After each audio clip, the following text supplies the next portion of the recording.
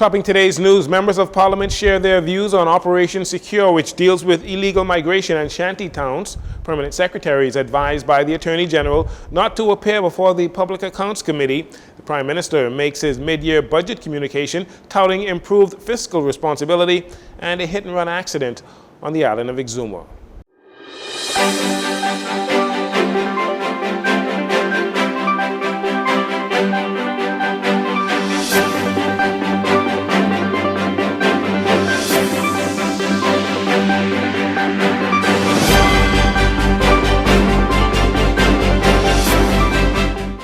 Good evening, Bahamas. I'm Jarino Saunders. This is your JCN Evening News. It's a pleasure to have you join us. The topic of immigration continues to be a pressing matter 3 days after Prime Minister Philip Davis's national address, when he announced that the government has launched a special initiative called Secure, which involves the Royal Bahamas Police Force, the Defense Force, and immigration to ensure that the laws of the land are followed. JCN has learned that residents in the northern Bahamas say demolishing shanty towns will be a blessing. This much coming from Member of Parliament for Central and South Abaco, John Pinder. The injunction being lifted is a blessing, particularly for Abaco. We must get a handle on this. I see real action happening for the first time in a very long time. Hasn't been a boat that has touched Abaco. A migrant boat has touched Abaco in some time now, and that's due to the good work and the efforts done in our southern territories. Now the task force is coming up with a particular plan, and I have full optimism that they will do this in a manly, humanely, and responsible way. But real action is being taken, and the time for bureaucracy and talk is over, and Abaco is happy. The question was posed, what will be the fate of migrants and residents living in the unregulated communities?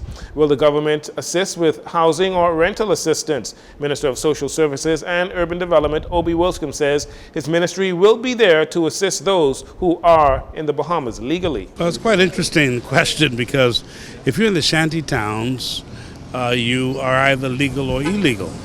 If you're here illegally, then you are not going to be here.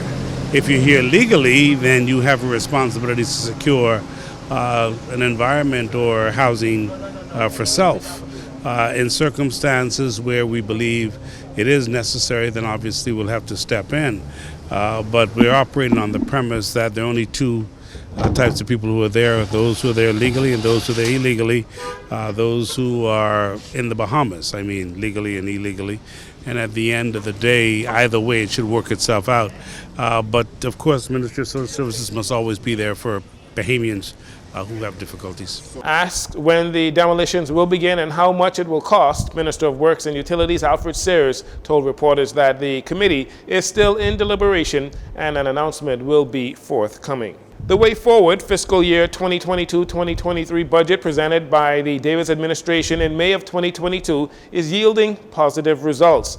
The budget presented last year is a continuation of the government's supplementary budget, building the foundation for a new direction, which was presented in October of 2021 when the Progressive Liberal Party took office. Today, during parliamentary proceedings, Minister of Finance, Prime Minister Philip Davis, presented a communication on the fiscal year 2022-2023 mid-year review and fiscal performance for the first 6 months of the year. He says his government's policies are working. I have a simple message for the Bahamian people.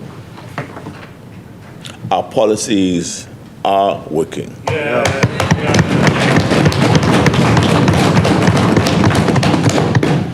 We are headed in the right direction. We are finally on the right path forward. And even though there's still so much more yet to do, life in the Bahamas is better now than it was 17 months ago. Reiterating that his administration inherited almost $1 billion in unpaid bills, claims, and unfounded obligations, with debt levels near 100% of gross domestic product, Prime Minister Philip Davis says that that era of fiscal mismanagement has come to an end.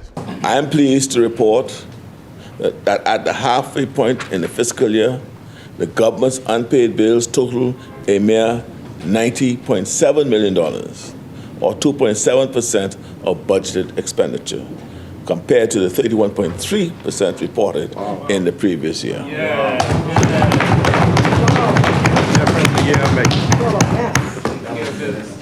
These bills include $44.3 million in unpaid bills and other obligations for state-owned enterprises, of which $30.7 million in unpaid bills were to the Water and Sewage Corporation for water purchase. $13.8 million in unpaid bills to the Ministry of Tourism, Investment and Aviation, mainly for consultancy services, quality assurance, and global communications. $9.9 million in unpaid bills for catastrophic healthcare services and the upkeep of community clinics by the Ministry of Health and Wellness. $8 million in unpaid bills to the Department of Transformation and Digitization in respect of various unfunded contractual obligations. $5.9 million in the Ministry of National Security for various security enhancement projects, and $5.5 million to the Bahamas Agricultural and Industrial Corporation, mainly for insurance services and utility services. As for revenue collections, the Prime Minister noting that for the first 6 months of the year, total revenue collections is estimated at $1.2 billion, which represents a $111.5 million increase over the same period for last year.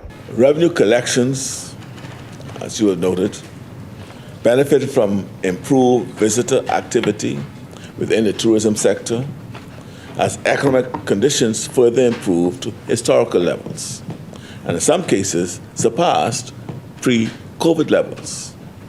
The government continues on its path to restore the country's fiscal health by implementing aggressive revenue strategies. This will also provide a fiscal cushion for the future, unforeseen microeconomic shocks.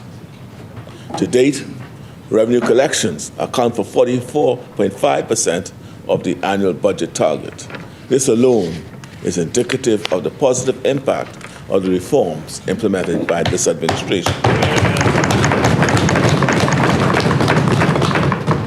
When we examine the first 6 months, 43.4% of total revenue was collected during this period, and only 35.3% of revenue was collected in the first half of the financial year 2020-2021.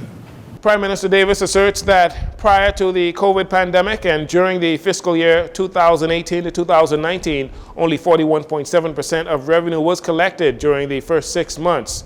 He says his administration's policy shift in this regard is just one of the prudent strategies adopted to restore the country's fiscal health. Well, Free National Movement leader Michael Pintard wasting no time in responding to Prime Minister Philip Davis's fiscal year 2022-2023 budget report for the mid-year. In fact, just as the House of Assembly adjourned, the opposition leader held a press conference. Mr. Pintard charging that the government's projections on its revenue target outlined in its mid-year budget review is overly optimistic and falls short of the Prime Minister outlining a growth and prosperity agenda for Bahamians. One would notice that the Prime Minister has only made a veiled reference to the debt management strategy that he has.